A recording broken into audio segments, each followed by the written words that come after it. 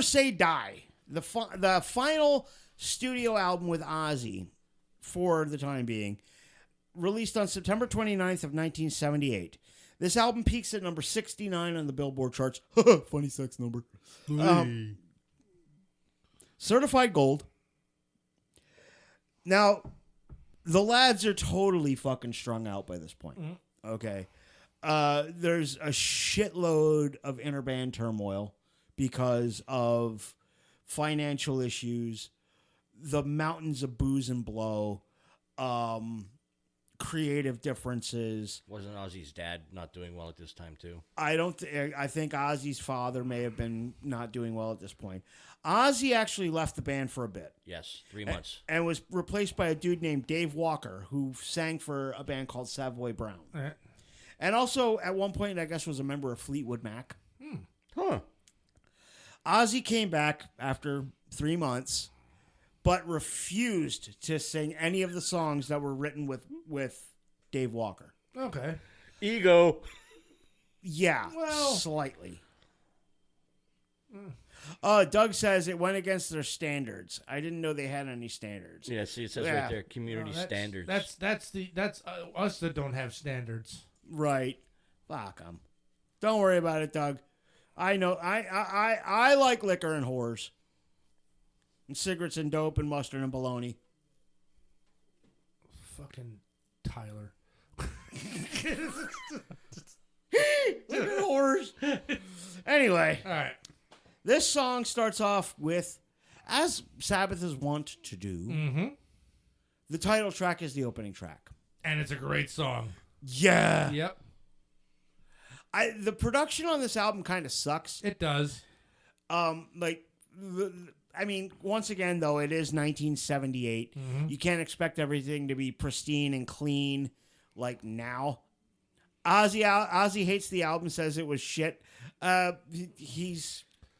Yeah. Yeah, but I can understand where he comes from with some of the songs. Yeah, well, he was coked out of his fucking gills. Well, not only that, music-wise, it almost sounds like progressive music. It almost has the sound of a Yes album or early Journey, like jazz fusion. Well, yeah, I mean, they're all jazz cats. It's all over the place. Yeah. This is a very disjointed album. Yes. Mm-hmm. But anyway, Never Say Die. It's telling the kids, don't give up. We made it. Mm-hmm. You know, we made our dreams come true. You could do it too. It sounded like a song from a James Bond movie. You're not fucking wrong. Yeah. I can see that. Next album, our next song, Johnny Blade. Supposedly, this is about Bill Ward's brother.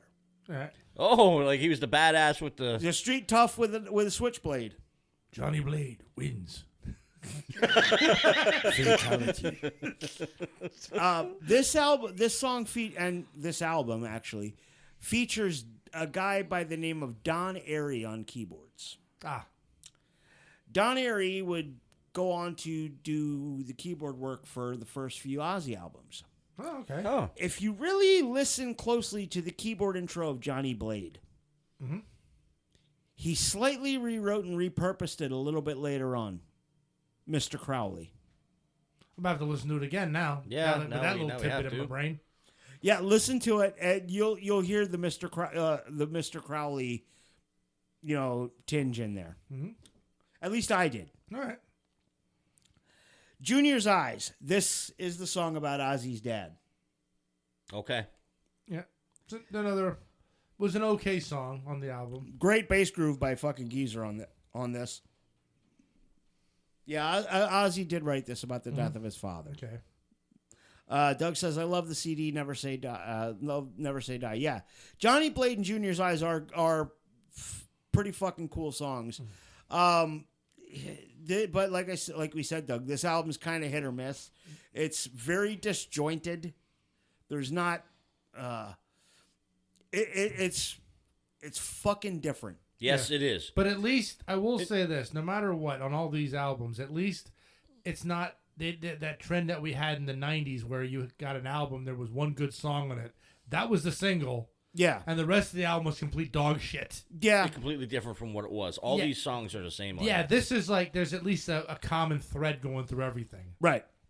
The next song is called "A Hard Road." I'm not a fan of this song. I just thought it was an okay song. I mean, there was like no. Wait, was that? Yeah, it was it was okay. I didn't give. There was not many hard no's in the whole catalog, so it was a lot of them was like they're okay to just sit and listen to. Yeah, I'm not a big fan of the song, but the message is cool. It's about why would you make life harder than it needs to be? Mm-hmm. You know, I dig the message, but the song, meh. We'll get there, Doug. Next song, that actually ends side 1. Yes. Side 2, now we go to Shockwave. And this I would have liked darker music for this song considering the subject matter. Okay. The song is about demonic possession. Oh. Geezer's verified that. All right. It's about being possessed by a fucking demon. I would have liked some darker music. You would have thought. Yeah. Now this was actually my favorite song of the album, and a great side story is back. You were probably in the Army at this time when me and Steve Davis formed up a band. Okay. Looking through names, I named it Shockwave after this song. Nice. Oh, not the Transformer. Yeah, well, you see, there's a funny side story with that because he was dating an artist. I think you remember Spandex, or not? I probably do. All right. Well, she was a bit of an artist, so she made us up the poster for the band, and she did it in purple. So, at that moment, I realized, oh shit. There's a Transformer called Shockwave. I still have the poster in my basement. Oh, God. Signed by all the band members in case we got famous. Nice. Nice. There would have been a lawsuit over that name. No, we had a lightning bolt in between them. It was Shockwave, not one word. Okay. Dear Lord. Twist it any way you want. I was going to bring the poster and kind of show it off, but I didn't feel like dragging it out of the basement. At least it wasn't March Hare. Oh, March Hare was awesome. Shockwave was an extension of March Hare, for Christ's sake. It was almost all the same members. Didn't you have another one, Megatherium? Megatherium was the one he had me leave March Hare to join. Yep. And it never went. It never anywhere. fucking materialized. Was it Therion or Therion? Megatherium. Therion, okay. Off of the Celtic Frost album. Because Yes. I was going to say Megatherium was a giant sloth. Nope. All right, so next we have Air Dance. Yep. It's about a woman reflecting on her past. It's very different for Sabbath. Yeah. Musically, not Sabbath, and it has a lot of piano in it. Super jazzy. Yep. Super jazzy. Yeah.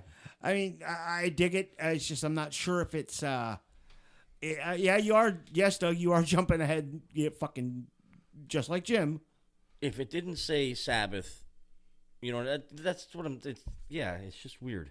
It's just weird. And without Ozzy's voice, I would have never Yeah. put that with Sabbath. Okay. Next is Over to You. Over to You, rather. This is about giving up control to your government. Yeah. You know, another recurrent theme in Black Sabbath's music. Good song. Good. Yep. Middle of the road. What's weird, and you're describing all these songs, and this was I just listened to this one yesterday, and I think I was more concentrated on, I'm going to pull a Bill move here, I was more concentrated on the music than I was the lyrics, because the music was just like so fucking different from, Yeah. I'm like trying to like, who the fuck does this sound like? Who the fuck does this sound like? But yeah, the music, I can't, it's good. Pull a Bill move. Well, he's not fucking wrong. Next is an instrumental. Yes. This is called Breakout. I have one question. Go ahead. Go ahead. Oh, well, I called this stripper music, but male stripper music. The Blue Oyster Bar. Jesus Christ. Yes. Sharing a brain. My God. What'd you have for it? I had nothing.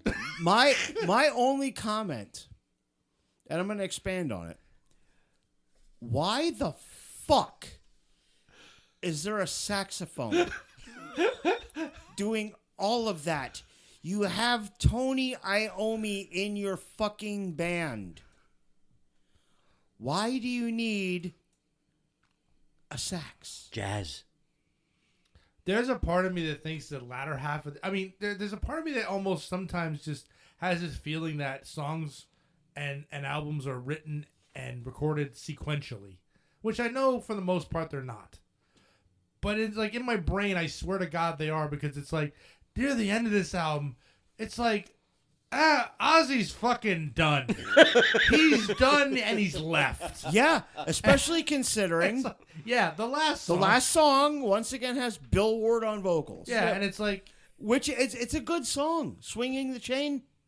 Yeah, but it's like, again, it's like Ozzy just doesn't even close out the album. He's checked out. He's gone. Yes. He's checked out. Yep. And you don't know that until the next album, but it's like, Yeah. But this is them. Bill Ward wrote the lyrics to this, paralleling the fucking turmoil in the band to World War II. Mm. Okay. And he's not far off. No. He's not. I mean, these guys. I mean, the biggest, or one at the very least, one of the biggest rock and roll bands on earth at the time, absolutely fucking disintegrates. Yeah. After this. Yes. And you know what brought them together, or brought them back together? Money. Yeah. Money. Money talks. Well, yeah, bullshit fucking runs the marathon. But all in all, I give this album a 7 out of 10.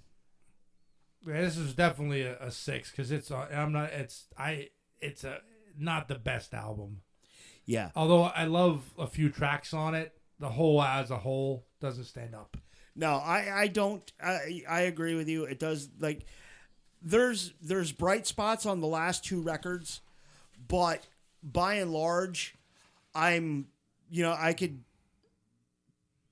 say meh. Yeah, because the sound is so different. Right. Yeah.